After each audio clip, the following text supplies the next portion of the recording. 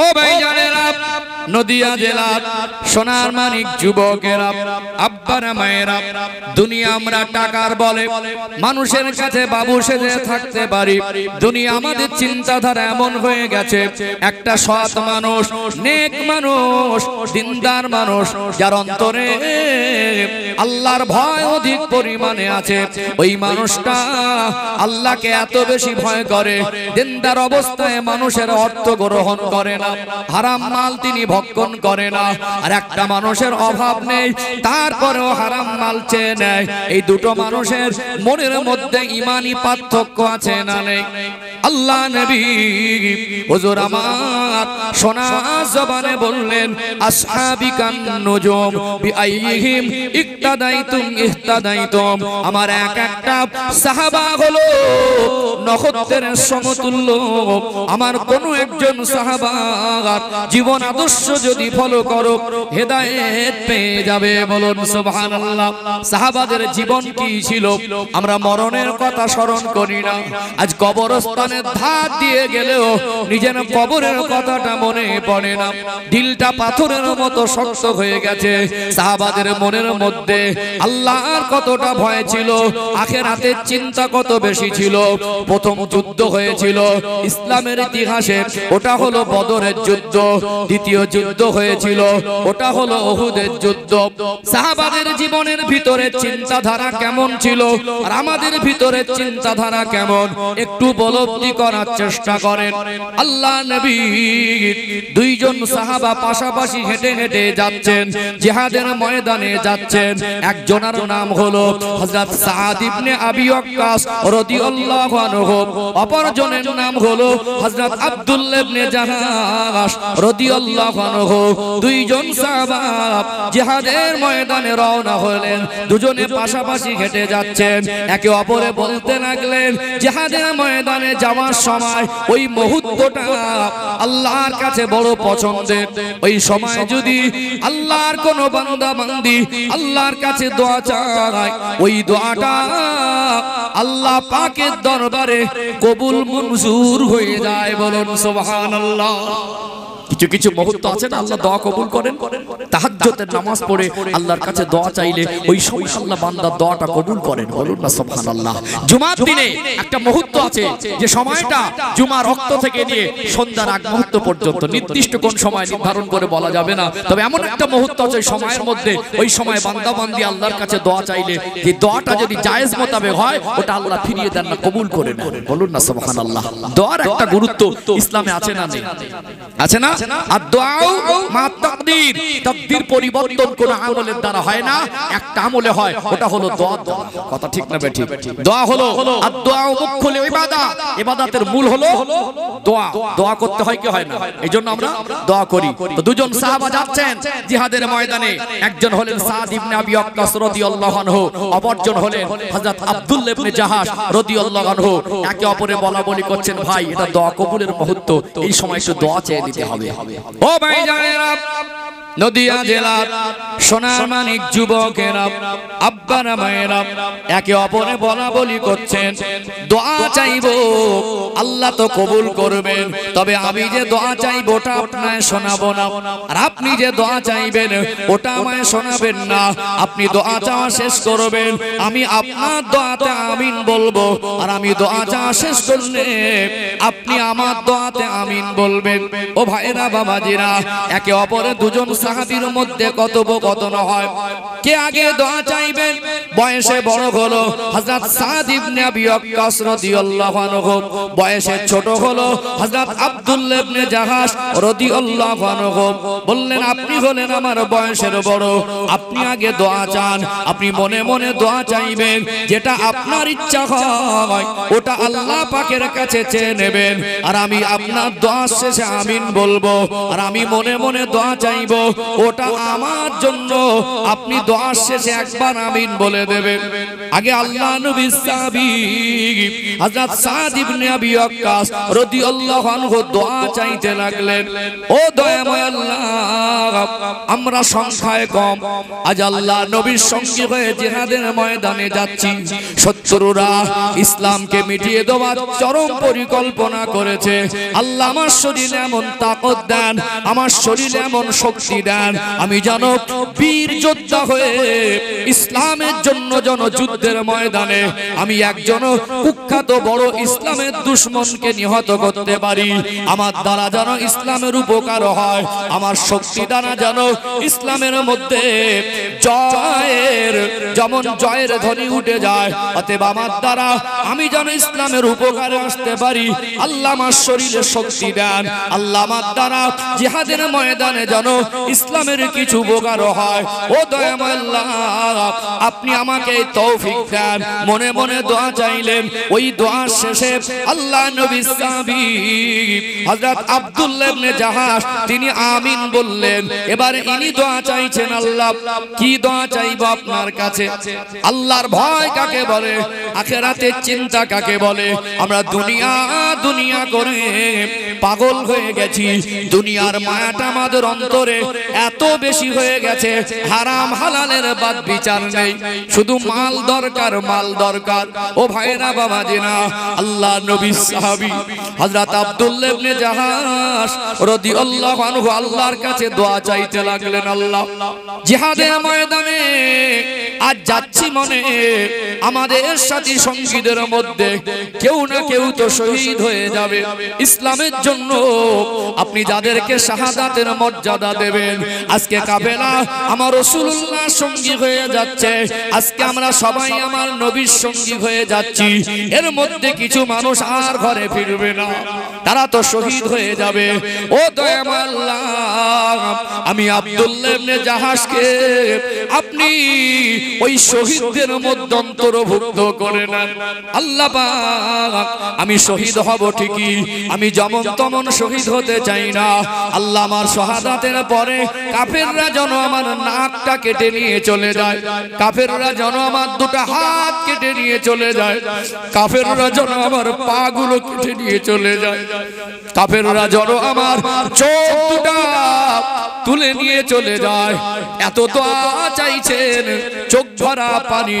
হযরত সাদ ইবনে আবি ওয়াক্কাস রাদিয়াল্লাহু আনহু তিনি আমিন বললেন। দোয়া শেষে বলতে লাগলেন, আপনি অপরে আপনি দোয়া চেয়েছেন আমি জানি না, আর আমি দোয়া চেয়েছি আপনি জানেন না।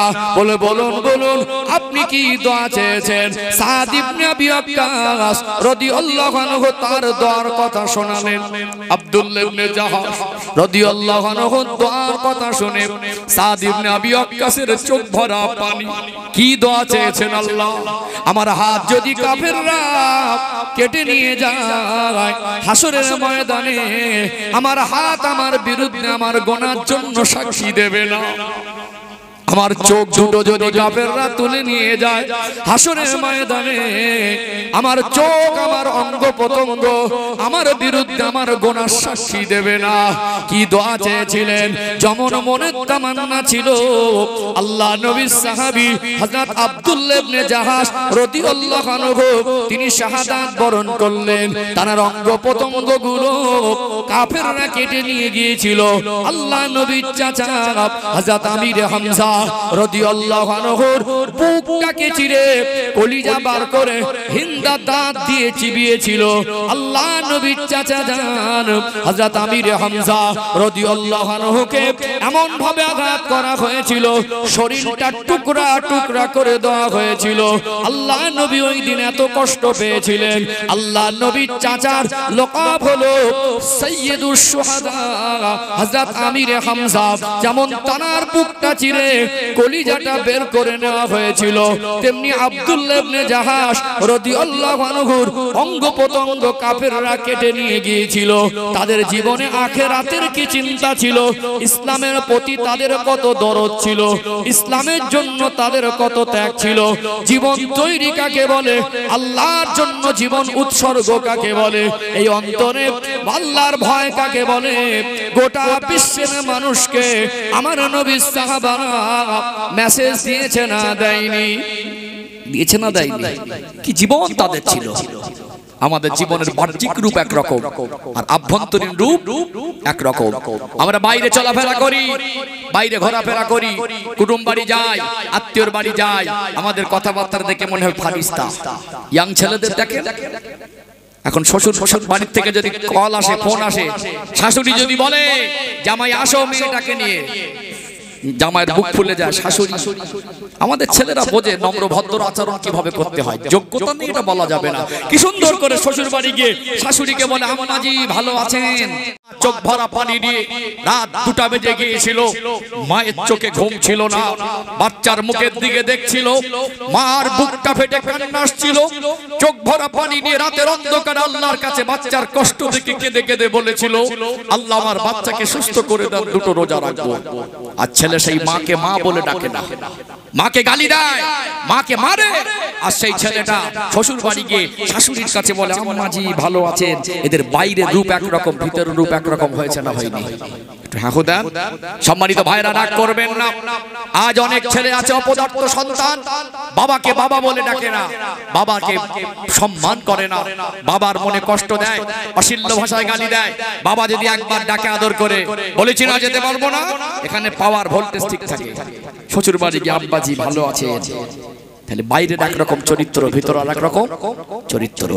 আমরা শুধু বলছি আমরা আপডেট হয়েছি, গাড়ির উন্নতি হয়েছে, বাড়ির উন্নতি হয়েছে, রাস্তাঘাটের উন্নতি হয়েছে, আমাদের জীবনের আমল আখলাকের উন্নতি হয়নি। রাগ করছেন নাকি? বাস্তব না বাস্তব? ছেলেরা যদি না পারতো, বুঝতামও পারে না, অত নরম আচরণ করার যোগ্যতার ভিতরে আছে, আছে না নেই? দেখবেন আমাদের ছেলেরা এই জানুয়ারি মাস আসছে, 31st নাইট, যে কথাটা না বললে নয়, সময় অনুপাতে আমার ভাইদেরকে একটু সতর্ক করা, সাবধান করার অধিকার আমার আছে না নেই? একটু আওয়াজ দেন। আপনারা আমার ভাই নয়, আমি আপনাদের এই কাজকুড়ি গ্রামে আজকে প্রথম। নদিয়া জেলা আমি বছরে 8-10টা মাহফিল করি, মুর্শিদাবাদে 20-30টা মাহফিল করি, মালদা জেলা আমার 1 মাস কেটে যায়, আরো তো বিভিন্ন জায়গা আছে, আমি রাজ্যের বাইরে বিভিন্ন জায়গায় যাই। তারপরেও বলি বিশ্বাস করুন সম্মানিত ভাইরা, আপনারা আমাকে সরাসরি আজকে দেখছেন, এই গ্রামে আমি প্রথম। ইউটিউবে ফেসবুকে আমাকে অনেকে দেখতে পারেন, তবে আপনারা আমাকে ভালোবেসে দেখেছেন বলে এই জায়গায় বসতে পেরেছি। আপনাদের অন্তরে আমার ভালোবাসা না থাকলে এখানে আজ আমি বসতে পারতাম না, আপনারা আমাকে দেখতেন না। ভালোবাসার মানে এই নয় যে আমি আপনাদের ভালো বলে যাব। এখানে বসেছি, আপনাদের জীবনের সময়টা আমার কাছে আমানত। আমি আপনাদের কি দিতে পেরেছি, শরীয়ত সম্পর্কে কিছু যদি বুঝে বাড়ি যেতে পারেন, কিছু যদি আমলে নিয়ত করতে পারি, আমি বলনেওয়ালা আপনারা শুননেওয়ালা, যদি আমলে জিন্দেগিতে বাস্তবায়ন করতে পারি, তবে এই মাহফিলের পিছনে মেহনত করার সার্থকতা কমিটি ভাইদের হবে, তবে মাহফিলে যারা দান করেছে দান করার সার্থকতা তাদের হবে, তবে যারা এসেছেন এই মাহফিলে যদি আমলের নিয়তে কিছু অর্জন করে বাড়ি যেতে পারি, আমলে জিন্দেগিতে বাস্তবায়ন করতে পারি, তবেই এখানে বসার সার্থকতা হবে। কথা ঠিক না বেঠিক? তবে এক একটা জেলার পরিবেশ এক এক রকম, এক একটা এলাকার পরিবেশ এক এক রকম, সবাই খারাপ না। আর একজন খারাপ করলে সবাইকে তার দোষে দোষারোপ করা যায়ও না। তবে জানুয়ারি মাস আসছে, আমাদের কিছু ঘরের ছেলে মেয়েদের পিকনিক করার মনে তেজ বেড়ে যাবে। ইসলামের জন্য 2 টাকা বেরোয় না, সারাদিন মাথার ঘাম পায়ে ফেলে হালাল টাকা রোজগার করে সন্ধ্যাবেলা ছেলেগুলো গাঁজা খায়, আছে না নেই? আছে না? আজ বলছি পরিবর্তন হয়েছি।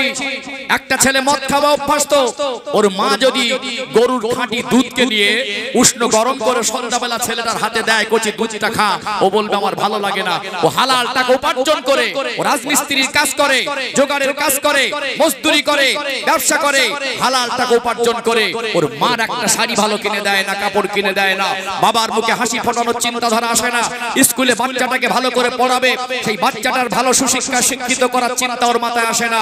আজকে গরিব দুঃখী হাত পাতলে ওর পকেট থেকে 10 টাকার নোট বের হয় না, মসজিদে গিয়ে জুমার দিন 10 টাকা দেবে তাও মন থেকে বের হয় না, এখনো খুচরো পয়সা খোঁজে। আছে না নেই? আছে না নেই? দেখবেন আমাদের গ্রামের, আমাদের এলাকার, আমার আপনার আত্মীয়দের মধ্যে কিছু ছেলে এরা বাইরে নম্র ভদ্র আচরণ করে, ফেসবুকে ছবি ছাড়ে, ফেসবুকের প্রোফাইলে ঢুকে দেখবেন এত জ্ঞানের কথা লেখে, মনে হবে মানুষ সত্যি পরিবর্তন হয়ে গেছে। 2 দিন 4 দিন পরে দেখবেন ওই ছেলেটা মদ খেয়ে রাস্তার ধারে কুকুরের মতো পড়ে থাকে। আফসোস আমাদের জন্য। আমরা বলছি পরিবর্তন হয়েছে, আমাদের ইয়াং জেনারেশন এরা মদ খাবে কিন্তু ওই টাকা দিয়ে দুধ কিনে খাবে না। রাগ করছেন নাকি? এরা গাঁজা খাবে, গাঁজার আসরে বসে থাকবে, জলসার মজলিসে বসবেন না। আমরা বলছি পরিবর্তন হয়েছে, আমাদের জামা কাপড়ের পরিবর্তন হতে পারে, আমাদের বাড়িতে টাইলস লেগেছে, মার্বেল বসিয়েছি, এসি এসেছে, ফ্যান এসেছে, আমাদের বাড়িতে কারেন্ট এসেছে, লাইট এসেছে, ওয়াশিং মেশিন এসেছে, ঠান্ডার সময় গিজারের গরম পানি এসেছে, আমাদের চরিত্র আপডেট করতে পারিনি। কথাগুলো অঙ্কে মিলিয়ে নেন। আজকে এই আপনাদের এই গ্রামে মাহফিল হচ্ছে, আমার মনে হয় মাহফিলে যত মানুষ বসেছেন এর থেকে 3 থেকে 4 গুণ মানুষ বাজারে ঘোরাঘুরি করছে। প্রত্যেকটা মানুষ যদি এই মাহফিলে এসে বসতো ডবল জায়গা সংকুলন হতো। কথা ঠিক না বেঠিক? আলহামদুলিল্লাহ। তারপরে মাহফিল যে খালি তা নয়, তারপরে মাহফিল যে খালি তা নয়। এতটুকু আপনাদের বলি, আমার কথাগুলো বাস্তবের সঙ্গে 100 মিল পাবেন। অঙ্কে বোঝান। যারা আশপাশ থেকে ঘুরে মাহফিলে ঘুরতে এসেছে, আশপাশ এলাকা থেকে, সেই সঙ্গে আপনার পাড়ারও কিছু ছেলে তাদের সঙ্গে ঘুরছে না ঘুরে না?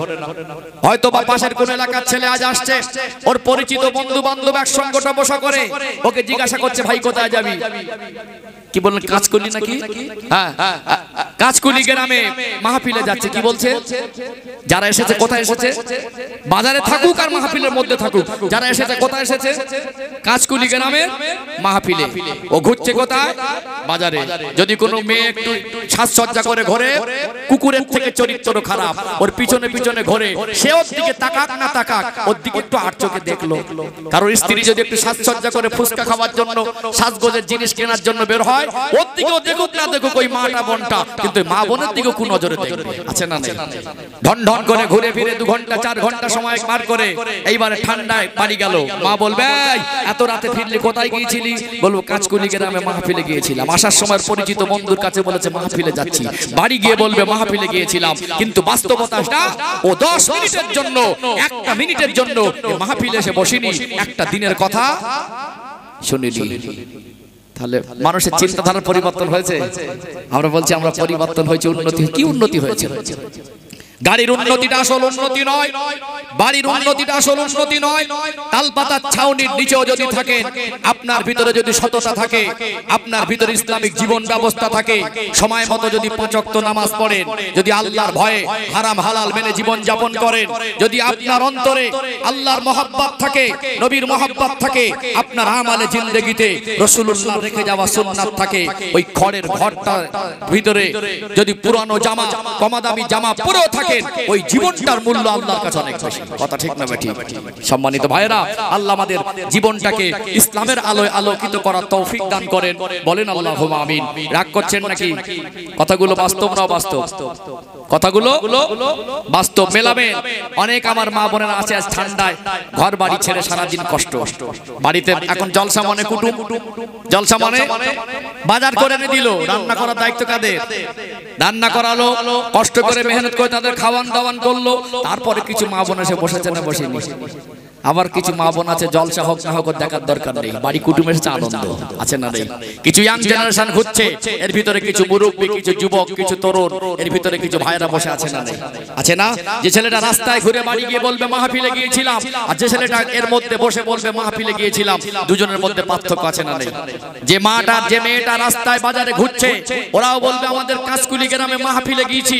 আর যে সমস্ত মা বোনেরা পর্দার অন্তরালে বসে দিনের কথা শুনছে, কোরআনুল কারীমের আলোচনা শুনছে, আল্লাহর কথা শুনছে, রাসূলুল্লাহর কথা শুনছে, ওরাও বলবে মাহফিলে গিয়েছিলাম। দুজনের মধ্যে পার্থক্য আছে না? আছে না? সম্মানিত ভাইরা, যে কথা বলতে গিয়ে ভুলে গেলাম, এই সামনে আর কয়েকটা দিন, আজকে তারিখটা কত তারিখ? 28 তারিখ। এটা 31 মাস, 31st নাইট। এখন থেকে মদের দোকানদারগুলো মদ একটু বেশি করে তুলেছে, মাল হাতছাড়া করা যাবে না, সুযোগে ব্যবসা করে নিতে হয়।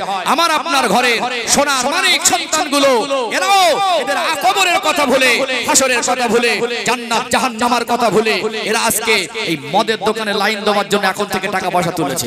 আপনার এলাকায় না হলে পাশের এলাকায়, পাশের এলাকায় না হলে তার পাশের এলাকায় জানুয়ারি মাস আসে, গাড়িতে ডিজে বক্স বেঁধে যেভাবে গাড়িতে ড্যান্স করতে করতে পিকনিক করতে যায়, বাঁদর যদি গাছের ডালে বসে দেখে, এদের বাঁদরামি দেখে বাঁদরও লজ্জা পাবে।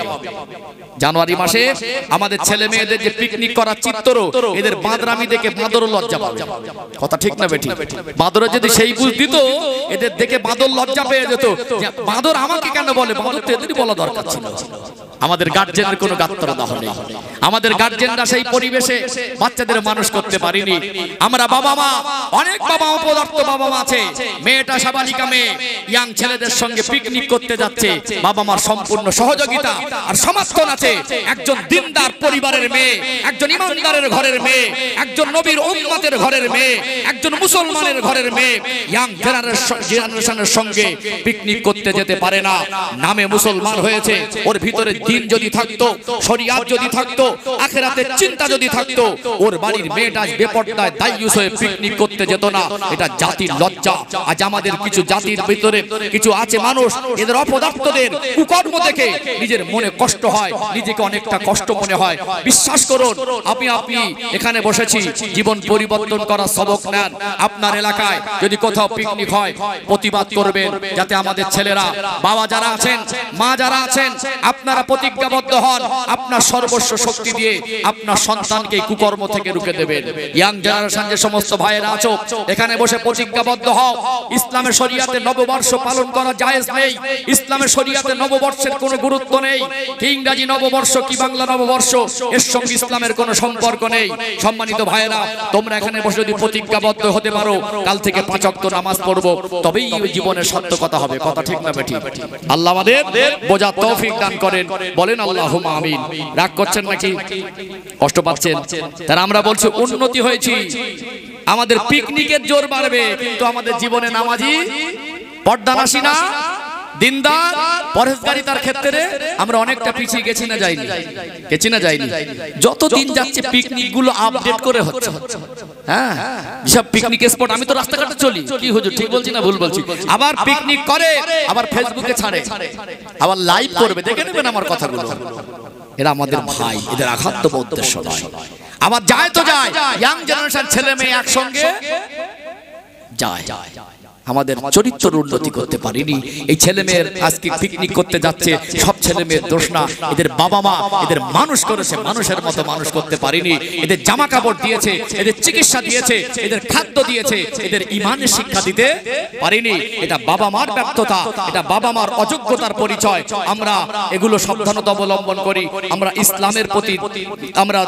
ইসলামের প্রতি সহানুভূতিশীল হই, ইসলামের প্রতি আমরা আকর্ষিত হয়ে আমাদের জীবনটা পরিবর্তন করি। এই জিন্দেগির উপর আল্লাহ যদি খুশি না হয়, এই জীবনে যদি কোরআন আর সুন্নাহ না থাকে, এই জীবনে যারা কোনো দাম আল্লাহর কাছে নেই। আল্লাহ আমাদের বোঝার তৌফিক দান করেন। বলেন আল্লাহুম্মা আমিন। রোগগুলো ছোট রোগ না বড় রোগ? বড় রোগ না?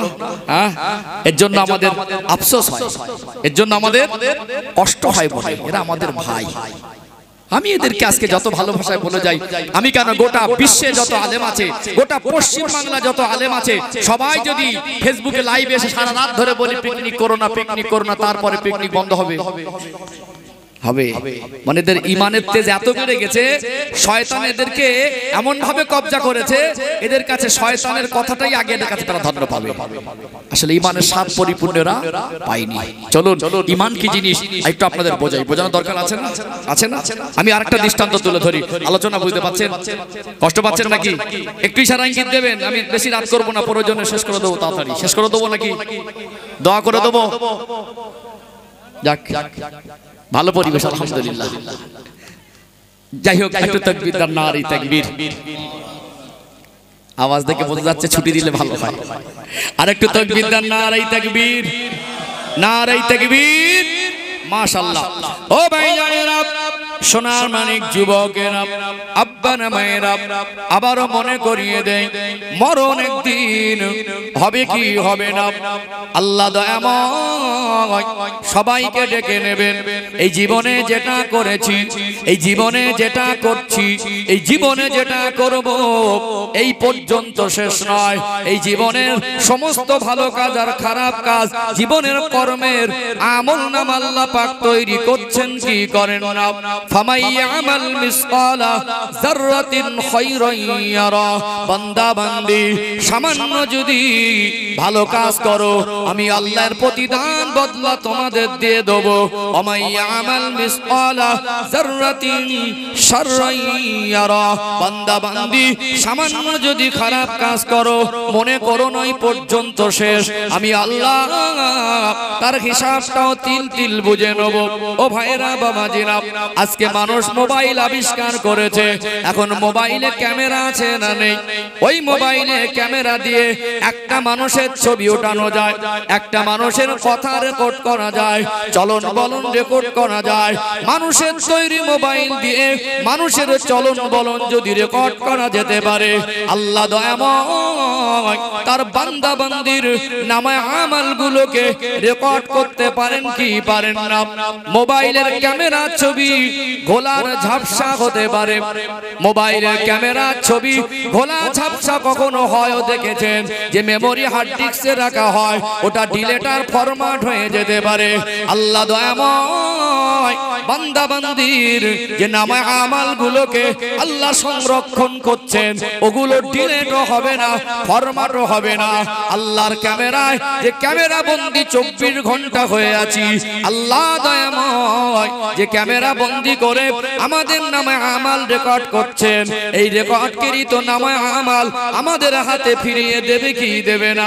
এর ছবি ঘোলার ঝাপসাও হবে না। কোরআন শরীফ খুলে দেখবেন 15 নম্বর পারা, পারার 18 নম্বর পৃষ্ঠা, সূরার নাম সূরা আল কাহাফ, আয়াত নাম্বার 49, 49 নম্বর আয়াত। আল্লাহ দয়াময় স্পষ্ট করে বললেন, ওয়া উদিয়াল কিতাব ফাতারাল মুজরিমিনা মুশফিকিনা মিম্মা ফিহি ওয়া ইয়াকুলুনা ইয়া ওয়াইলাতানা মা লিহাযাল কিতাব লা ইউগাদিরু সাগীরাতান ওয়ালা কাবীরাতান ইল্লা আহসাহা ওয়া ওয়াজাদু মা আমিলু হাদিরা ওয়ালা ইয়াজলিমু রাব্বিকা আহাদা। আল্লাহ পাক বলছেন, ওয়া উদিয়াল কিতাব, হাসরের ময়দানে আমি আল্লাহ প্রত্যেকটা বান্দা বান্দির অর্জনকৃত নামায় আমাল তার সামনে পেশ করে দেব। নামায় আমালের খাতাটা আল্লাহ খুলে দেবেন। ফাতারাল মুজরিমিনা মুশফিকিনা মিম্মা ফি, ওই দিন পাপী পাপিষ্ট অপরাধী দিগকে আতঙ্কিত অবস্থায় দেখা যাবে। ওয়া ইয়াকুলুনা, তারা বলতে থাকবে, আল্লাহ তাদের জবান খুলে দেবে, মালি হাযাল কিতাব, আল্লাহ একই আশ্চর্য খাতা। ও যুবক ভাইরা, ও যুবতী বোনেরা, মনে করো না পিকনিক করছি এই পর্যন্ত শেষ, এটা আমার আল্লাহ রেকর্ড করবে। মনে করবে আজ কাশকুলি গ্রামে জলসায় গিয়েছিলাম, 10টা মিনিটের জন্য বসি নাই, শুধু বাজারে ঘুরেছি। মনের মধ্যে চিন্তাটা ছিল নোংরা চিন্তা, ভালো চিন্তা নিয়ে বাজারে ঘুরিনি। মনে করো না এই পর্যন্ত শেষ। আল্লাহ তোমার অন্ধকারের গোনা করাটাকেও আমার আল্লাহ রেকর্ড করে রাখতে পারেন কি পারেন না? আল্লাহ বান্দা বান্দির নামায় আমালটা রেকর্ড করছেন। যারা দুনিয়ায় দাপট দেখিয়ে চলে, আখিরাতের চিন্তা করে না, জাহান্নামের ভয় করে না, গোনা করার সময় আল্লাহর কথা স্মরণ করে না, জান্নাত জাহান্নামের কথা তার স্মরণে থাকে না, গোনা করেই যায়। আল্লাহ তাদেরকে সাবধান করে দিলেন, ওই দিন পাপী পাপিষ্ট অপরাধী যাদের গোনা করার গতি দেখে মনে হতো এরা মনে হয় মরবে না, একটা ইমানদারের ঘরের সন্তান, তার যদি মরণের চিন্তা থাকে, ওই ছেলেটা জানুয়ারি মাসে পিকনিক করতে গিয়ে গলা সমান মদ খেয়ে কুকুরের মতো পড়ে থাকতে পারে না। মউত কার কখন আসবে আমাদের বলার কি কারোর ক্ষমতা আছে কেউ বলতে পারবো না, কাল পর্যন্ত হায়াত এইটুকু বলা যাবে না। ও ভাইরা বাবাজিরা, কাফনকে ভুলে গেছেন।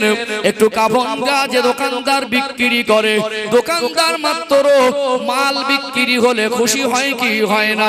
আমি আপনি মরে গেলে আমার আপনার আত্মীয় স্বজন দোকানে কাফন কিনতে গেলে দোকানদার খুশি মনে বিক্রি করবে কি করবে না? একটু খাটিয়ার ধারে গিয়ে দাঁড়াবেন, ওই খাটিয়াটা রাখা আছে, কে আগে উঠবে ওটা বলা যাবে না। আপনার গ্রামের খাটিয়ায় আপনি আগে উঠতে পারেন, আমার গ্রামে যে খাটিয়া রাখা আছে ওটা আমার আগে উঠতে হতে পারে। জীবন তৈরি করুন, আল্লাহর ভয় যদি অন্তরে থাকে, আপনি রাতে গোনা করতে গেলে আল্লাহর কথা মনে পড়ে যাবে, দিনে গোনা করতে গেলে আল্লাহর কথা মনে পড়ে যাবে, অন্ধকারে গোনা করতে গেলে আল্লাহর কথা মনে পড়ে যাবে। মানুষের চোখের আড়ালে গোপনে আরে আবদানে গোনা করতে গেলে আল্লাহর কথা মনে পড়ে যাবে। যারা দুনিয়ায় দাপট দেখিয়ে বেড়ায়, হারাম হালালের বাদ বিচার করে না, এমন ভাবে গোনা করছে মনে হয় ওর কাছে গোনা করাটা কিছু নয়। আল্লাহ হাসরের ময়দানে তাদের জবান খুলে দেবে, ওয়াকুলুনা, তারা বলতে থাকবে, মালি হাযাল কিতাব, আল্লাহ একই আশ্চর্য খাতা। আমলনামা পেয়ে অবাক হয়ে যাবে, লা ইউগাদিরু সগীরাতাও ওয়ালা কাবীরাতান ইল্লা আহসাহা, ছোট থেকে ছোট, বড় থেকে বড় যা করেছিলাম হুবাহু সব তো লেখা আছে। আল্লাহ পাক রেকর্ডটা ফেলে দেবেন। আমার আল্লাহ বলবেন, ওয়াজাদু মা আমিলু হাদিরা, বান্দা তুমি যেটা করেছিলে হুবাহু ওটাই তোমার সামনে পেশ করেছি। ওয়ালা ইয়াজলিমু রাব্বিকা হাদা, তোমার রব কারোর উপরে জুলুম করেন না। এই জীবনে আল্লাহর ভয় যদি অন্তরে যথেষ্ট পরিমাণে জায়গা দিতে না পারেন, আপনি নিজেকে কঠিন কঠিন গোনা থেকে বাঁচাতে পারবেন না। অন্তরে আল্লাহর ভয় যদি এসে যায়, জীবন পরিবর্তন করা সহজ হবে কি হবে না? অন্তরে আল্লাহর ভালোবাসা জাগা দেন, জাহান্নামের ভয়কে জাগা দেন, নবীর মহব্বতকে জাগা দেন। একজন ইমানদার যত কঠিন পরিস্থিতি আসুক আল্লাহ ভোলা হয় না। আমি দুনিয়ায় শুধু রোগ বর্ণনা করছি না, জীবন পরিবর্তন করার মতো সবক নেন। একজন সাহাবার জীবনের ঈমান কত মজবুত একটু তুলে ধরি।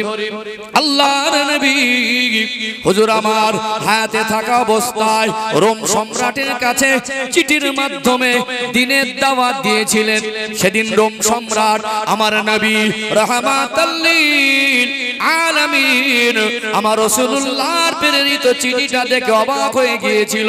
রোম সম্রাট বারবার জিজ্ঞাসা করছিল, মুহাম্মদ ইবনে আব্দুল্লাহ ইনিকে? বলুন সাল্লাল্লাহু আলাইহি ওয়াসাল্লাম। আমার নবী চিঠিটা দেখে আমার নবী সম্পর্কে জানতে শুরু করলো, আমার নবীর ইসলাম প্রতিষ্ঠিত ইতিহাস তিনি জানলো। তিনি শুনে অবাক হয়ে গেলেন। তিনি বিভিন্ন দেশ থেকে মানুষ আসতো, যারা ব্যবসায়ী কাফেলার মানুষ যেত। রোম সম্রাট আল্লাহ নবীর ইসলাম প্রতিষ্ঠিত ইতিহাস আর সাহাবাদের ঈমানের যে বর্ণনা শুনে তিনি অবাক হয়েছিলেন। এই রোম সম্রাটের একটা ইতিহাস আপনাদের কাছে তুলে ধরি। আল্লাহ নবীর ওফাতের পরে খলিফাতুল মুসলিমিন হযরত আবু বকর সিদ্দিক রাদিয়াল্লাহু আনহু খেলাফত জীবন পার করলেন। হযরত আবু বকর সিদ্দিক রাদিয়াল্লাহু আনহুর ওফাতের পরে দ্বিতীয় খলিফা হলেন হযরত ওমর ফারুক রাদিয়াল্লাহু আনহু। ওমর রাদিয়াল্লাহু আনহুর খেলাফতের সময় 17 জনের কাফেলা নবীর সাহাবীদের মধ্যে অন্যতম ছিলেন। এর মধ্যে 17 জনের মধ্যে অন্যতম হলেন আল্লাহ নবীর সাহাবী হযরত আব্দুল্লাহ ইবনে হুযায়ফা রাদিয়াল্লাহু আনহু। তরুণ যুবক ছেলে, সেই রকম চেহারা, হেল চেহারা, সেই রকম ফেস কাটিং, সেই রকম দেখতে শুনতে, সেই রকম ঈমানী তেজ। রোম সম্রাটের হাতে বন্দী হয়ে গেল। রোম সম্রাট আল্লাহর নবীর ওই চিঠিটা তিনি পড়ে ইসলাম সম্পর্কে অবগত হয়েছিল। অতএব আল্লাহ নবীর সাহাবীকে পেয়ে কঠিন ঈমানী পরীক্ষায় ফেলে দিল। আমি শুনেছি ইসলাম প্রতিষ্ঠার পিছনে নবীর সাহাবাদের ঈমানি শক্তিটা অনেক ভাবে ইসলামকে উপকৃত করেছে। আব্দুল্লাহ ইবনে হুযায়ফা হুজুর এই 17 জনের নেতৃত্ব দিচ্ছিলেন। রোম সম্রাট আব্দুল্লাহ ইবনে হুযায়ফা হুজুরকে ডাক দিল, এ নবীর সাহাবী আব্দুল্লাহ ইবনে হুযায়ফা, তোমার চেহারা বড় সুন্দর, তোমার তরুণ তাজা দেহের গঠনটা অনেক সুন্দর, আমি আমার মেয়েকে তোমার সঙ্গে বিবাহ দিতে চাই। আব্দুল্লাহ ইবনে হুযায়ফা, আমার মেয়েকে শুধু বিবাহ দেব না, আমার সাম্রাজ্যের অর্ধেকটা আমি তোমায় দিয়ে দেব। শর্ত হলো একটা, আল্লাহকে ভুলে যেতে হবে, নবীকে ভুলে যেতে হবে। আল্লাহ নবীর সাহাবী হযরত আব্দুল্লাহ ইবনে হুযায়ফা রাদিয়াল্লাহু আনহু বলেছিলেন, এ রোম সম্রাট, আপনি গোটা সাম্রাজ্য আমায় দিয়ে দিলে, আপনার মেয়েকে আমার হাতে তুলে দিলে, আপনি আমার ঈমানটুকু কিনে নিতে পারবেন না। দুনিয়ায় যত স্বামী সম্পদ সব আমাকে দিয়ে দিলে, আমি এক মুহূর্তের জন্য আল্লাহকে আর রাসূলকে ভুলতে পারবো না। বলুন না সুবহানাল্লাহ। এখন মানুষ টাকায় বিক্রি হয়ে যায় না? কি গো, মিথ্যা সাক্ষী দেয় না 500 টাকা খেয়ে? কোর্টে গিয়ে এমন ভাবে পাল্টি খাচ্ছে, পাল্টি খাওয়া দেখে শয়তান লজ্জা পেয়ে যায়। সামান্য জমি জায়গা ঠেলাঠেলির মামলা, ঠেলে আছে সামান্য জায়গা, হাফ শতক হবে না, বাজার মূল্য অনুযায়ী 20-30 হাজার টাকা হবে। দুই পক্ষের মামলায় গেছে 2 লাখ। চার দোকানে গিয়ে বলছে, এই ওকে দেখে ছাড়বো, বলে দিস ক টাকা আছে দেখবি। হচ্ছে না ভাই না? কেস মনে মিথ্যা, মামলার পরে মামলা, একটা মেটে না উল্টো আরেকটা দেয়। বাড়ির ধারে ভাইপোর ওই অতএব ভাতিজার যে বউ হয়, বুঝতে পেরেছেন, সম্পর্কে বৌমা, তার চাচাতো শ্বশুর হাজী সাহেব হাই সুগার, জর্জরিত হয়ে গেছে, চোখে ভালো করে দেখতে পায় না, নিজের শরীর নিজে ভালো নড়তে পারে না, তার নামে রেপ কেস দিচ্ছে জজের সামনে। ওই ভাতিজার বৌমা স্ত্রী উঠে বলছে, স্যার আমাকে ধর্ষণ করেছে কে? না মুখ হাজী সাহেব, কেস তো গাঢ় করে দিতে হবে। ঘুরে এসে বলছে, দেখে নেব। আমরা বলছি পরিবর্তন হয়েছে, আফসোস আমাদের জন্য, আমাদের গাড়ি বাড়ির পরিবর্তন হয়েছে, আমাদের জীবনের আখলাক চরিত্র ইমানের পরিবর্তন করতে পারিনি। আল্লাহ এই জন্য বলেছেন, আলা তামুতুন্না ইল্লা ওয়া আনতুম মুসলিমুন, মরতে যদি হয় পরিপূর্ণ মুসলমান না হয়ে মৃত্যুবরণ করো না। সম্মানিত ভাইরা, আমি রাজনীতির নেতা নয়, রাজনীতির কথা আমি আজও বলিনি, ভবিষ্যতে বলার চিন্তা নেই। ইতিপূর্বে আমার যা বক্তব্য আছে 1,500 থেকে 2,000 বক্তব্য কমের উপরে পাবেন। যে কোনো প্ল্যাটফর্মে নাম লিখলে আমার সার্চ করে আমার বক্তব্য পাবেন। কোন বক্তব্যে রাজনীতির পক্ষে আর বিপক্ষে আমি কথা বলি না। তারপরে বলি, ওয়াজ নসিহত শুধু ভ্যান চালক আর গরিব মানুষ মজদুরদের জন্য নয়, কোরআন শুধু গরিব মানুষদের জন্য নয়। কোরআনুল কারীমকে আল্লাহ নাজিল করেছেন মানব জাতির জন্য, কোরআনুল কারীমকে আল্লাহ নাজিল করেছেন মনুষ্য জাতির জন্য। ইসলাম শুধু মুসলমানদের ব্যক্তিগত সম্পদ নয়, ইসলাম এসেছে মনুষ্য জাতির জন্য। কথা ঠিক না বেঠিক? আমরা ঘুরে ফিরে গরিব মানুষ কটাকে ধরে ধরে আমরা বস করি। আজ কিছু মানুষ আমাদের ভাই হিসাবে তাকে সম্মান করি, ভালোবাসি, সে ভালো কাজ করুক, বড় হোক, গর্ববোধ করি। কিন্তু দুঃখ কি জানেন, অনেক সময় নিউজ চ্যানেলে বসে কিছু কিছু আমাদের ভাইয়েরা এমন ভাবে বক্তব্য দেয়, জাতি পুঁতে যাক তাদের যায় আসে না, তার পথটা চেয়ারটা তার কাছে বড়, এমন ভাবে মিথ্যা কথা নিউজ চ্যানেলে বসে প্রতিনিয়ত বলে। আজকে সেই মিথ্যা কথার কারণে জাতি ক্ষতিগ্রস্ত হচ্ছে। ওর মিথ্যা কথা বলা দেখে মনে হবে মিথ্যা কথা বলা পিএইচডি করেছে। কথা ঠিক না বেঠিক? নিউজ চ্যানেলে মাঝে মাঝে সাক্ষাৎকারে কিছু কিছু মানুষ সাজিয়ে গুছিয়ে মিথ্যা বলে না। একজন ইমানদার সে তার আখিরাত বরবাদ করতে পারে না। একজন ইমানদার ক্ষণিকের জন্য দুনিয়া লোভ লালসায় সে তার জিন্দেগির আখিরাতকে ধ্বংস করতে পারে না।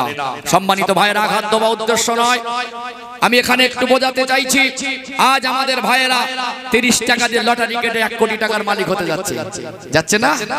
হ্যাঁ, 30 টাকা দিয়ে লটারি কেটে 1 কোটি টাকার মালিক হতে যাচ্ছে। ওটা হারাম, একটু জানা দরকার ছিল কি ছিল না? আজ সুদের প্রবণতা বেড়েছে না বাড়িনি? ওয়াহাল্লাল্লাহুল বাইআ ওয়া হাররামার রিবা, আল্লাহ ব্যবসাকে হালাল করেছেন, সুদটাকে আল্লাহ হারাম করেছেন না করেননি? কিন্তু সুদের রাস্তাটা আমরা বেছে নিয়েছি। আগের দিনে মানুষ মাটির ঘরে ছিল, ইমানে ক্যান্সার হয়নি। আজ পাকা ঘর থাকলেও ইমানে ক্যান্সার হয়ে গেছে। আগের দিনে মানুষের খাওয়া হতো না, ডাল ভাত অন্যের বাড়ির থেকে চাল ধার করে এনে বাচ্চার মুখে হালাল খাদ্য তুলে দিয়েছে, বন্ধন ব্যাংক খুঁজতে যায়নি।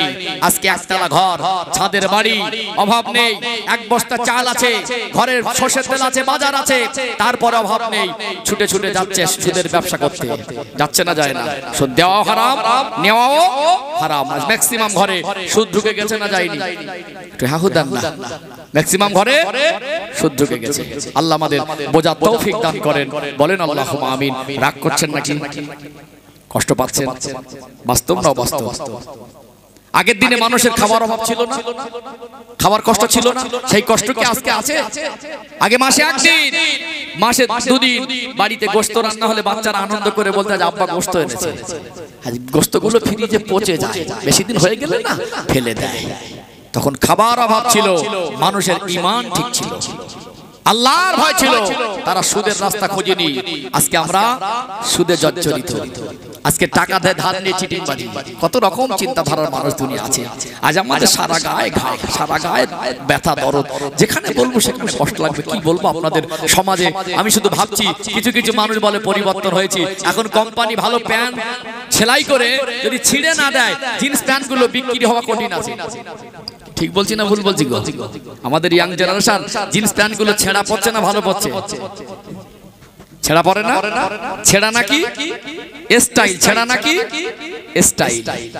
দাড়ি বেড়েছে কিছু কিছু ইয়াং জেনারেশনের, ও দাড়িটা সুন্নতি দাড়ি না, ওটা কোনো খেলোয়াড়ের ফলোয়ার, বিশ্বনবীর ফলোয়ার হতে পারি, এটাই আফসোস। আল্লাহ আমাদের বোঝার তৌফিক দান করেন, বলেন আল্লাহুম্মা আমিন। একজন ইমানদার কোন কঠিন পরিস্থিতির মুখে কোন লোভ লালসায় আল্লাহ ভোলা আখিরাত ভোলা হতে পারে না। ও ভাইজানেরা, নদিয়া জেলার সোনার মানিক যুবকেরা, আব্বারা মায়েরা, আল্লাহ নবীর সাহাবী হযরত আব্দুল্লাহ ইবনে হুযায়ফা রাদিয়াল্লাহু আনহুর কথা বলছিলাম। রোম সম্রাট তার সুন্দরী মেয়েকে বিবাহ দিতে চেয়েছিল, সাম্রাজ্যের অর্ধেকটা দিতে চেয়েছিল।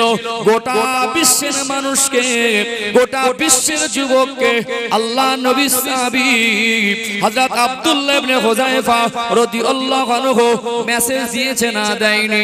ইমানদার দুনিয়ার সম্পদের আর নারীর লোভে ঈমান বিক্রি করেন। সহজে লোভ দেখিয়ে যখন ঈমান হারা করা গেল না, এখন বিকল্প রাস্তা খুঁজে নিতে হবে কিভাবে ঈমান হারা করা যায়। একটা নারীকে, সুন্দরী রমণীকে অর্ধনগ্ন করে সুসজ্জায় সজ্জিত করে আব্দুল্লাহ ইবনে হুযায়ফা হুজুরের জেলখানা সেলের মধ্যে দেওয়া হলো।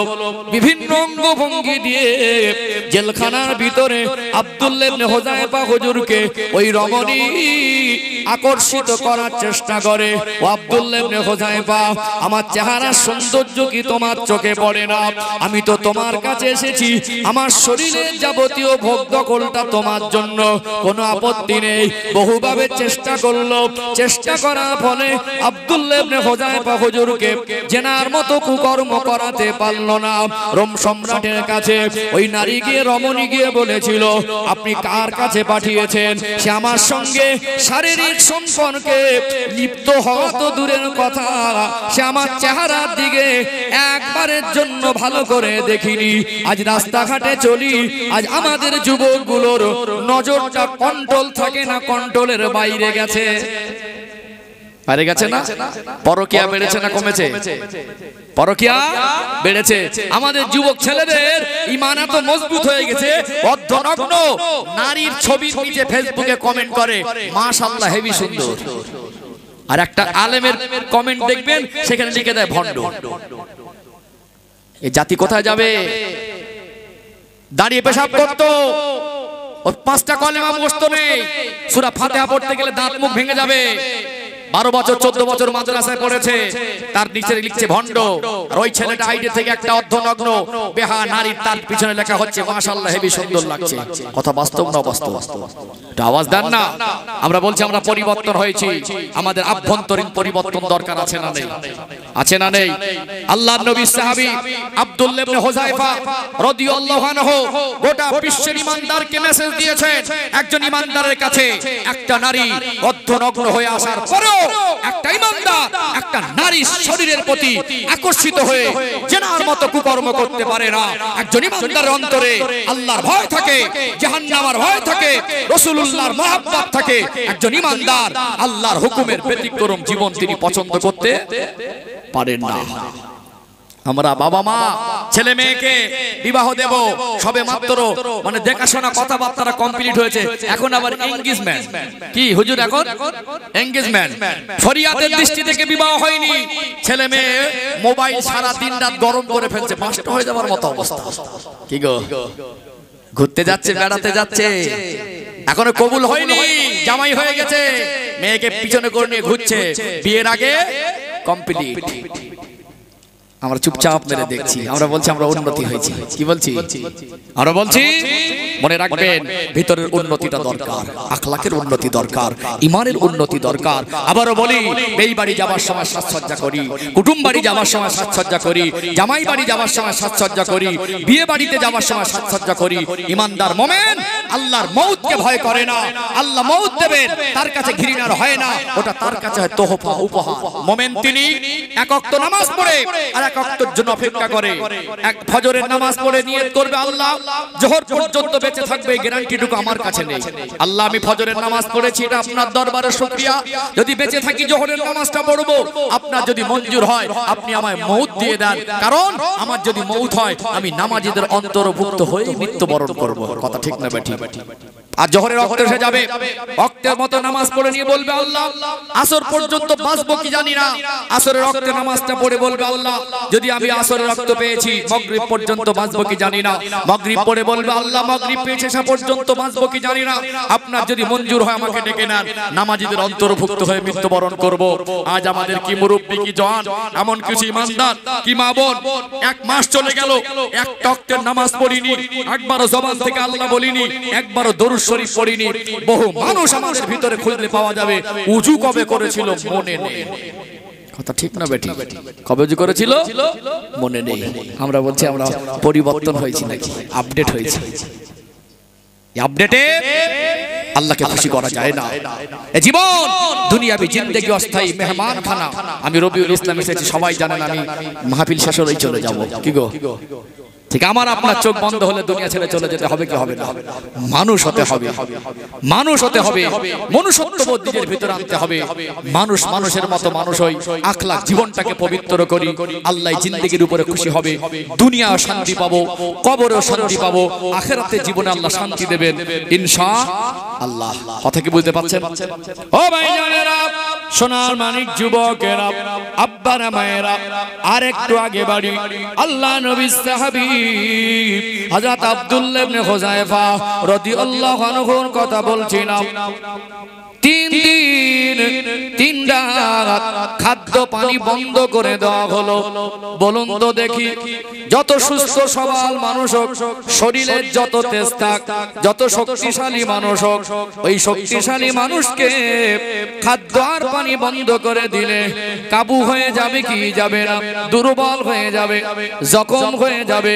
ওই লোকটা শারীরিকভাবে দুর্বলতা দেখা দেবে কি দেবে না? 3 দিন 3 রাত পানি বন্ধ করে দেওয়া হলো, খাদ্য বন্ধ করে দেওয়া হলো। এবারে শুকরের মাংস আর মদটা তার কাছে পেশ করা হলো। এ নবী সাহাবী আব্দুল্লাহ ইবনে হুযায়ফা, এই খাদ্যটা তোমার জন্য রোম সম্রাটের তরফ থেকে বরাদ্দ করা হয়েছে। এই খাদ্যটা তোমার জন্য, এই ছাড়া তোমার আর বিকল্প কোনো খাদ্য নাই। ওই সময় আব্দুল্লাহ ইবনে হুযায়ফা রাদিয়াল্লাহু আনহু বলেছিলেন, আমি মরে যাব, আমার জান দিয়ে দেব। আল্লাহ যেটা হারাম ঘোষণা করেছেন, আমার রাসূলুল্লাহ যেটা হারাম ঘোষণা করেছেন, আমি না খেয়ে শহীদ হয়ে যাব, সামান্য যারা হারাম খাদ্য ভক্ষণ করব না। বলুন সুবহানাল্লাহ। রোম সম্রাট দেখলো একে খাদ্যের কষ্ট দিয়ে একে ঈমানটুকু কেনা গেল না, লোভ দেখিয়ে ঈমান নষ্ট করা গেল না। দেখবেন মানুষকে ভয় দেখিয়ে অনেক কিছু করানো সম্ভব না, অসম্ভব অসম্ভব। ভয় কিন্তু মারাত্মক জিনিস। একটা বড় কড়াইতে তেল ঢেলে দেওয়া হলো, তেলটা এত বেশি গরম করা হলো, তেলটা ফুটতে শুরু করলো। ওই 17 জনের বন্দীদের মধ্যে একজনা বন্দীকে ডেকে আনা হলো। একজনা বন্দীর হাত পা বেঁধে আব্দুল্লাহ ইবনে হুযায়ফা রাদিয়াল্লাহু আনহুর সামনে ওই কড়াইয়ের মধ্যে এমনি আব্দুল্লাহ ইবনে হুযায়ফা রাদিয়াল্লাহু আনহুর কথা বলছিলাম। ফুটন্ত তেলের সামনে দাঁড় করিয়ে দেওয়া হলো। ওই 17 জনের বন্দীর মধ্যে একজনের হাত পা বেঁধে ফুটন্ত তেলে ফেলা হচ্ছে। বলুন, যত শক্তিশালী মানুষ হোক, যেমনই মানুষ হোক, এই রকম একটা করুণ দৃশ্যের সামনে মানুষ ভয় পাবে কি পাবে না? ভয় পাবে কি পাবে না? আল্লাহর নবী সাহাবী আব্দুল্লাহ ইবনে হুযায়ফা দাঁড়িয়ে দাঁড়িয়ে দেখছেন। বাদশা দেখতে চেয়েছিলেন একজন ইমানদার ইমানি পাওয়ার কেমন হয়। দুনিয়ায় মানুষ যত ক্ষমতা অর্জন করে, সবথেকে দামি ক্ষমতা, সবথেকে দামি পাওয়ার হলো সুপার পাওয়ার। বলুন সুবহানাল্লাহ। ওই সুপার পাওয়ারটা অন্য কোনো পাওয়ার নয়, ওটা হলো ইমানি পাওয়ার। ইমান যতদিন ঠিক থাকবে, আমরা যতদিন প্রকৃত ইমানদার হয়ে যাব, আল্লাহর কাছে হাত তুলে কাঁদলে চোখের পানিটা জমিনে পড়ার আগে আল্লাহর আসমান থেকে ওই ফয়সালাটা আল্লাহ জমিনে পাঠিয়ে দেয়। বলুন সুবহানাল্লাহ।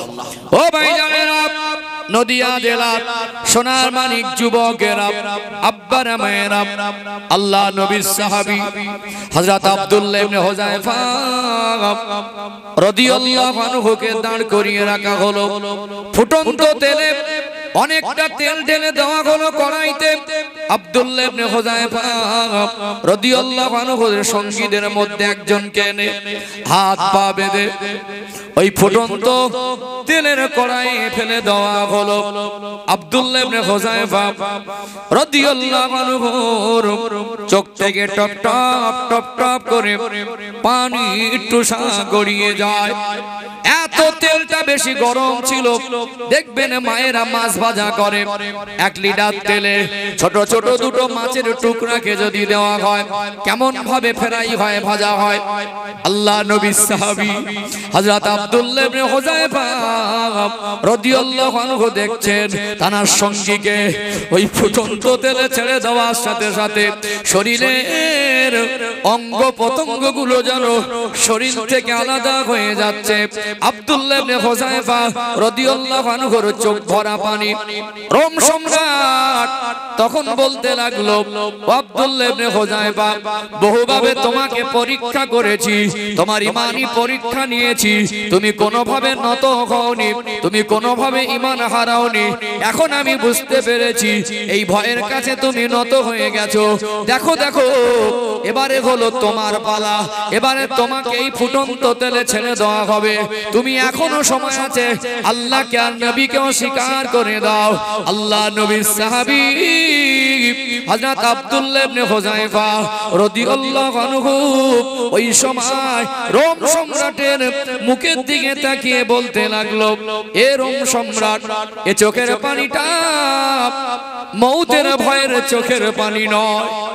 আমার আল্লাহ কোন শহীদের মরণ অতক্ষণ পর্যন্ত দেন না যতক্ষণ আমার আল্লাহ বেঁচে থাকা অবস্থায় আল্লাহ জান্নাতকে সচক্ষে না দেখান।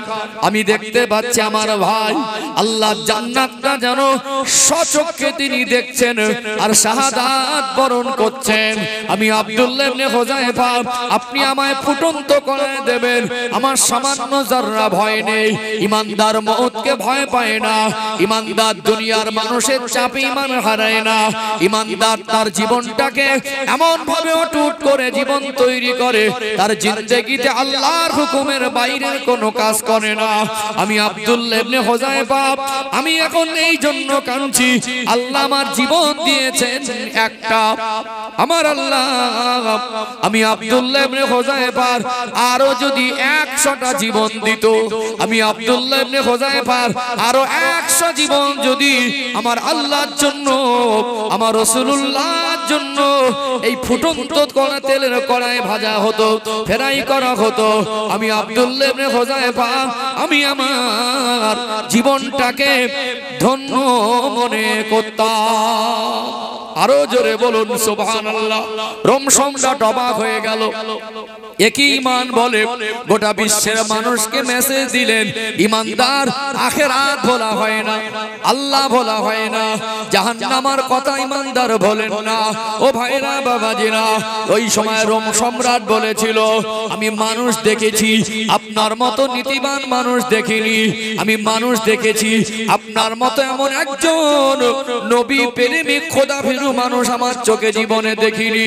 আমার মনটা চাইছে একবার আপনার কপাল আমি একটু চুমা দিতে চাই। আল্লাহ নবী সাহাবী আব্দুল্লাহ ইবনে হুযায়ফা রাদিয়াল্লাহু আনহু বলতে লাগলেন, এ রোম সম্রাট আমার কপালে আপনার চুমা দিতে হবে না, বরং আপনি আমাকে ফুটন্ত তেলে ছেড়ে দেন, আমি যাররা ভয় করি না, ঈমানদার মউতকে ভয় পায় না। আব্দুল্লাহ ইবনে হুযায়ফা হুজুরকে বলেছিলেন, বলো বলো তোমার কি শর্ত, কোন শর্ত যদি থাকে তুমি পেশ করো, কিন্তু আমার মনটা চাইছে একবার তোমার কপালে আমি চুমা দেব।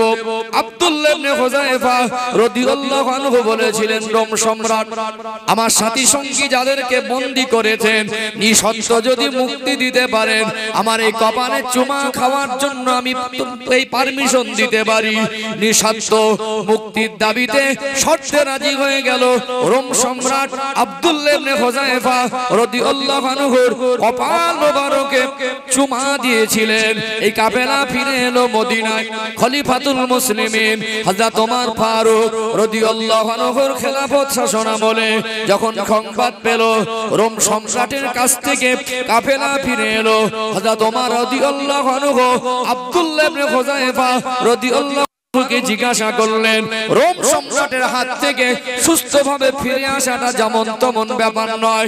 ঘটনার বৃত্তান্ত শুনে ওমর রাদিয়াল্লাহু আনহু আব্দুল্লাহ ইবনে হুযায়ফা রাদিয়াল্লাহু আনহুর গলাটা জড়িয়ে ধরে কপাল মোবারকে একবার চুমা দিয়েছিলেন। বলুন সুবহানাল্লাহ। তিনি বলেছিলেন, ওমর হুজুর বললেন, আমি ওমরের মনে হয় মুসলমানদের আব্দুল্লাহ ইবনে হুযায়ফা হুজুর কপালে একটা করে চুমা দেওয়া দরকার। ঈমান কাকে বলে? বিশ্বের মানুষকে মেসেজ দিলেন। আমাদের যুবক ভাইরা মিথ্যা কথা বলে, মিথ্যা কথা ঠিকাদার। গালাগালি যখন দেয় দমলায় না, 10টা 20টা 30টা গালাগালি আছে না নেই? আছে না?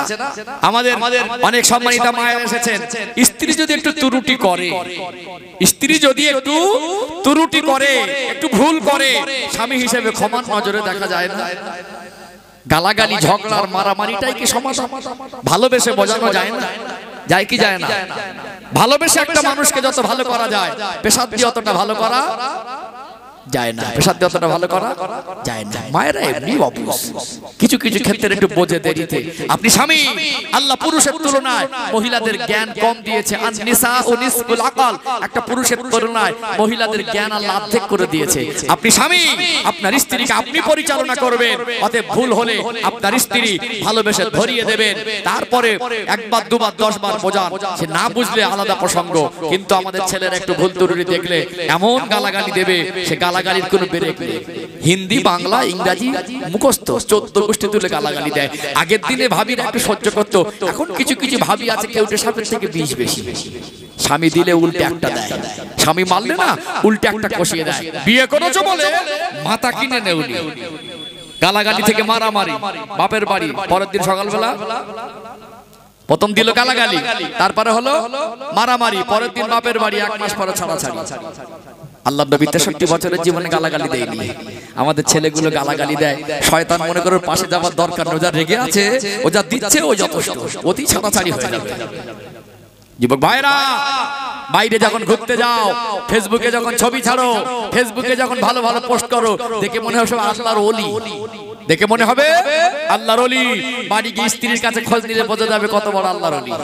আমি রবিউল ইসলামের চরিত্র আমার ওয়াইফ ভালো জানবে, কথা ঠিক না ঠিক? আমার সাথী সঙ্গীরা ভালো জানবে। এই জন্য জীবন পরিবর্তন করুন। জীবন একবার আর ফিরে পাবো না, মরণ একদিন হবে। মরে গেলাম ফুরিয়ে গেল এটা নয়, যেটা করেছি এই পর্যন্ত শেষ এটা নয়। এই জীবনের হিসাব তিল তিল করে আল্লাহ বুঝে নেবেন। এই জিন্দেগির হিসাব দেওয়ার জন্য সবাইকে তৈরি থাকা দরকার আছে না নেই? আছে না?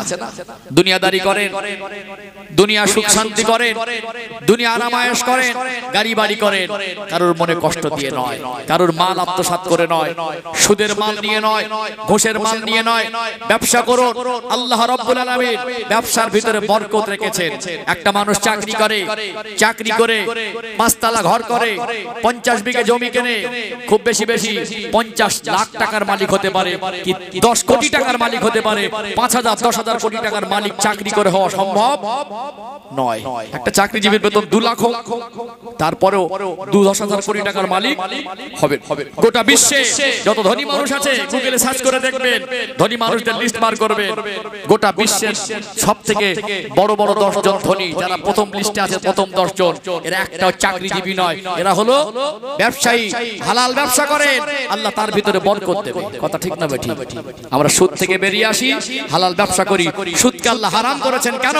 সুদের সিস্টেম ইসলামে এমনি হারাম নয়। পৃথিবীতে যত ক্ষতিকারক বস্তু আছে, শারীরিক ক্ষতি, সামাজিক ক্ষতি, মানসিক ক্ষতি, মানুষের ক্ষতি, দুনিয়ার ক্ষতি, আখিরাতের ক্ষতি, প্রত্যেকটা ক্ষতিকারক বস্তুকেই আল্লাহ হারাম করেছেন। কথা ঠিক না বেঠিক? প্রত্যেকটা ক্ষতিকারক বস্তুকে আল্লাহ হারাম করেছেন।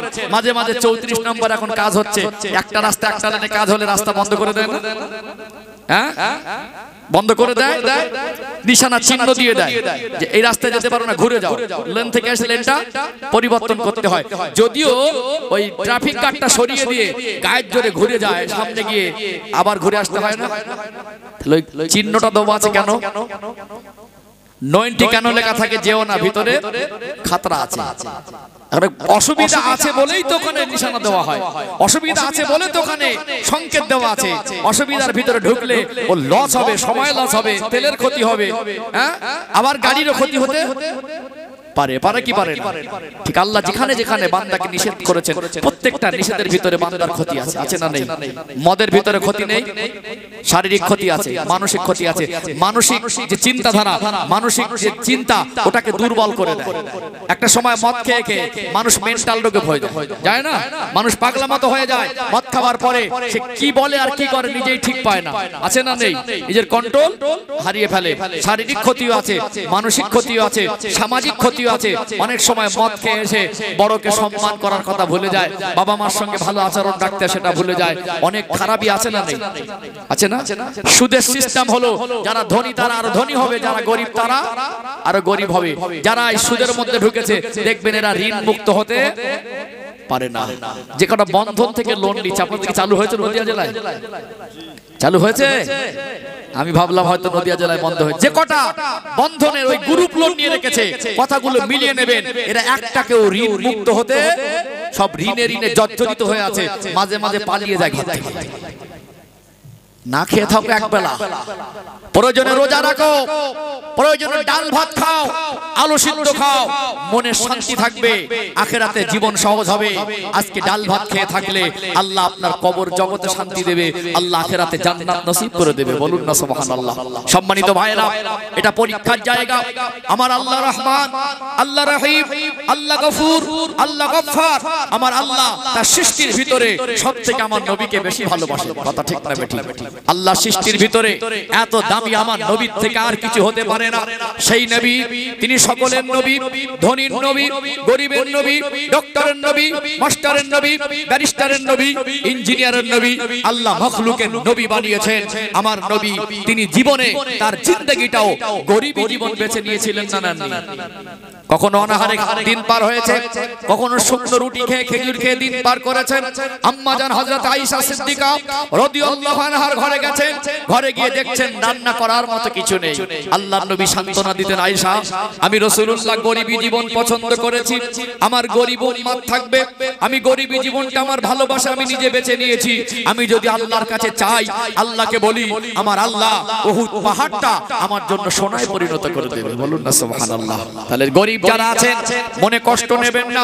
ওই সমস্ত গরিবগুলো যারা গরিবী হালাতে থেকে হারাম জিনিস ভক্ষণ করে না, আল্লাহর উপরে সন্তুষ্ট থাকে, নবী বলেছেন ওই সমস্ত গরিব মানুষগুলো আখিরাতে বিচারের দিনে ধনীদের থেকে 500 বছর আগে আল্লাহ জান্নাত দিয়ে দেবে। বলুন সুবহানাল্লাহ। শর্ত হলো কি? গরিবী হালাতে থেকে আল্লাহর উপরে সন্তুষ্ট থাকতে হবে। আল্লাহ যে হালাতে রাখেন, শরীয়তের বাইরে জীবন চালানো করা যাবে না। সম্মানিত ভাইরা, একটা কথা বুঝুন, আল্লাহ রহমতের রহমতের ভান্ডার কি কম আছে? আল্লাহ যদি মনে করে গোটা বিশ্বের প্রত্যেকটা মানুষকে কোটি কোটি টাকার মালিক বানিয়ে দিতে পারেন, আল্লাহ যদি সবাইকে কোটিপতি করে দেন, দুনিয়ার সিস্টেম ভালোভাবে চলবে? চলবে? ওই রাজমিস্ত্রি ঘরে যে কাজ করে দিয়েছে না, মিস্ত্রি খুঁজে পাবেন না। কি গো, মিস্ত্রি খুঁজে পাবেন না, নিজের ঘর নিজে করতে হবে, কারণ সবাই পাবো, কেউ কারোর দাম দেবেন না।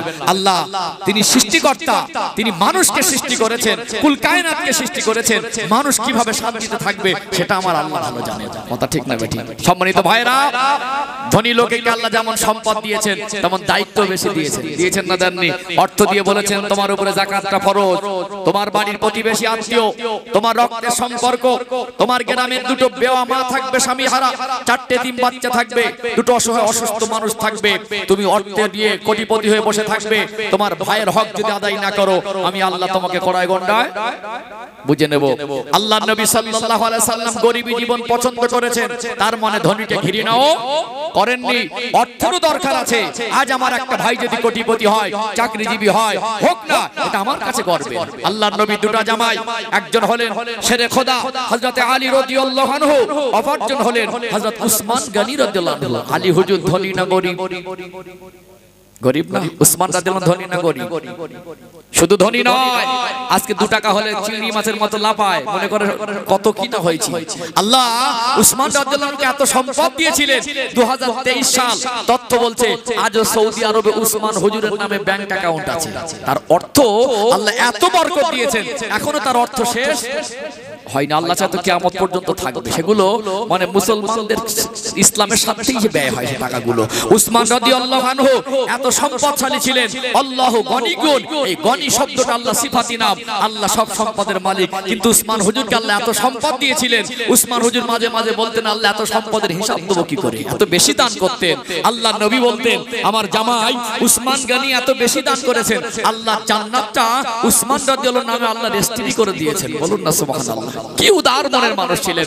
আল্লাহ নবীর কাছে একজন গরিব মানুষ আসলেন, ইয়া রাসূলুল্লাহ হাবিবাল্লাহ, আমি জানি মদিনার বাড়ি বাড়ি গেলে সবাই ফিরিয়ে দিতে পারে, আপনি রাহমাতাল লিল আলামিন, আপনি আমাকে ফেরাবেন না। অনেকে মানুষ আত্মমর্যাদা বোঝে, যাত্রার কাছে হাত পাততে পছন্দ করে না, হট করে ধার করতে চায় না। একটা মান সম্মান আছে না, সবাই কিন্তু চাওয়াটা পছন্দ করে না। মনে মনে করলেন কার কাছে যাব, মানুষের কাছে গিয়ে হাত পেতে যদি না দেয় নিজেকে ছোট হওয়া, লজ্জায় যায়নি। কার কাছে যাব? আল্লাহর নবীর কাছে যাব, হুজুর আমাকে কিছু সাহায্য করেন। সেই দিন আল্লাহর নবীর এমন অবস্থা, দেওয়ার মতো সামান্য কিছু নেই। নবীর মনটা খারাপ হয়ে গেল। আমার রাহমাতাল লিল আলামিনকে এমন ভাবে বলছেন, হুজুর মদিনার বাড়ি বাড়ি যাব, সবাই ফিরিয়ে দেবে, আমার বিশ্বাস আছে, আপনি আমাকে ফেরাবেন না। কত আশা নিয়ে এসেছে বলুন তো। ওহ, আল্লাহর নবীর মনটা খারাপ হয়ে গেল। সঙ্গে সঙ্গে মনে পড়ে গেল আমার কাছে নেই, আমার জামাইয়ের কাছে আছে। নবী মুস্কি হেসে বললেন, বাবা আমার কাছে থাকলে সত্যি আমি ফেরাতাম না, আপনি যান আমার জামাই উসমান গনিকে গিয়ে বলবেন আল্লাহ রাসূল পাঠিয়েছেন কিছু সাহায্য দিতে বলেছেন। তাহলে একটা জামাই ধনী ছিল বলে, নবীর কাছে ছিল না পাইনি বলে জামাইয়ের কাছ থেকে পেয়েছে না পাইনি। আমরা অনেক সময় মসজিদ মাদ্রাসা করি, দিনের কাজ করি, দিনের মাহফিল করি, যে কোনো ধর্মীয় যত রকম কাজ হয়, জান্নাত থেকে খানচাই করে টাকা আসে না, এটা জনগণের অর্থে হয়। কথা ঠিক না বেঠিক? টাকা না থাকলে দেবে কোথা থেকে? ধার নিয়ে দেনায় পুঁতে আছি, ও 10,000 টাকা মসজিদে দান করতে পারবে? তাহলে টাকাও দরকার আছে না? একটা গরিব মানুষ, ওই লোকটা চিকিৎসা করতে পারে না, গ্রামে 10টা মানুষ 5,000 করে দিলে 50,000 চিকিৎসা হবে কি হবে না? গ্রামের লোকের ধন সম্পদ থাকে তো লাভ, ক্ষতি না লাভ? হিংসা করব না। আল্লাহ আমাদের বোঝার তৌফিক দান করেন, বলেন আল্লাহুম্মা আমিন, বলেন আল্লাহুম্মা আমিন। তবে গরিবী জীবনে থেকে মন খারাপ করব না। আল্লাহ যাদের ধনী করেছেন টাকা দিয়ে মন পরীক্ষা করছেন, আল্লাহ যাদের গরিব করেছেন তাদের কষ্ট দিয়ে মন পরীক্ষা করছেন। ধনী হয়েও গরিব হলেও সর্বহালাতে আমরা আল্লাহকে ভুলে যাব না, বিপদে মুসিবতে আল্লাহকে ভুলে যাব না। ইয়া আইয়ুহাল্লাযীনা আমানু ইত্তাকুল্লাহা হাক্কা তুকাতি, ঈমানদার সম্প্রদায়, বিশ্বাসী বান্দা বান্দীরা, আমি আল্লাহর ভয়কে তোমাদের মনের মধ্যে যথেষ্ট পরিমাণে জাগা দাও। ওয়ালা তামুতুন্না ইল্লা ওয়া আনতুম মুসলিমুন, মরতে যদি হয় পরিপূর্ণ মুসলমান না হয়ে মৃত্যুবরণ করো না। পরিপূর্ণ মুসলমান হতে গেলে আল্লাহর বিধানকে, আদেশ নিষেধকে, কোনটা হারাম কোনটা হালাল, কোনটা করণীয় কোনটা বর্জনীয়, কোনটা করা দরকার কোনটা ছাড়া দরকার, মানুষ জানে কি জানে না? একটু বলেন না। যারা বেপর্দায় চলে ওদেরকে নতুন করে ওয়াজ করে কি বোঝাবেন যে পর্দা করে? অনেক বাবাজি আছে আজও মসজিদে যায় না। আমার আগের জেনারেশন বক্তারা ওয়াজ করে করে কবরে চলে গেছে। হ্যাঁ, আমরা হয়তো কবরে চলে যাব, কানে সাতলা পড়ে গেছে, 60 বছর ধরে শুনছে নামাজ পড়া দরকার, তারপরে লোকটা মসজিদে যায়। তোকে আমার বাবার ক্ষমতা আছে, ওনা ভালো হলে আমি ভালো করব। জীবন পরিবর্তন করুন, আপনার জীবনকে পরিবর্তন করে দেবেন না। ইন্নাল্লাহা লা ইউগাইয়িরু মা বিকওমিন হাত্তা ইউগাইয়িরু মা বিআনফুসিহিম। আল্লাহ পাক নিশ্চয়ই কোন কওমের কোন জাতির অবস্থানকে অতক্ষণ পর্যন্ত পরিবর্তন করেন না, ওই জাতি বা কওম তারা যতক্ষণ না পর্যন্ত নিজেরা পরিবর্তনের চেষ্টা না করে। নিজে নিজে ভালো হওয়ার মানসিকতা তৈরি করুন। ভালো হব, কবে ভালো হব, কাল ভালো হব, কাল পর্যন্ত সময় না পেতে পারেন, আজ থেকেই নামাজ পড়ার প্রতিজ্ঞাবদ্ধ করুন। আজ থেকে জীবনটাকে সাজান। কাফনের কাপড়ের পকেট হয় না, যা কিছু করছে নিয়ে যেতে পারবো না। আখলাক চরিত্র পবিত্র করুন, অন্তরে আল্লাহর ভয় জাগা দেন, নামাজের সঙ্গে জীবনের সম্পর্ক তৈরি করেন। দুনিয়ার সবথেকে উৎকৃষ্ট জায়গা আল্লাহর ঘর মসজিদ। আপনি আল্লাহর ডাক হয়তো সাড়া দিচ্ছেন না, যত বড় গুনাহগার হোক, আল্লাহ কিন্তু দিনে 5 বার বান্দাকে ডাক বলেন আল্লাহ রহমান।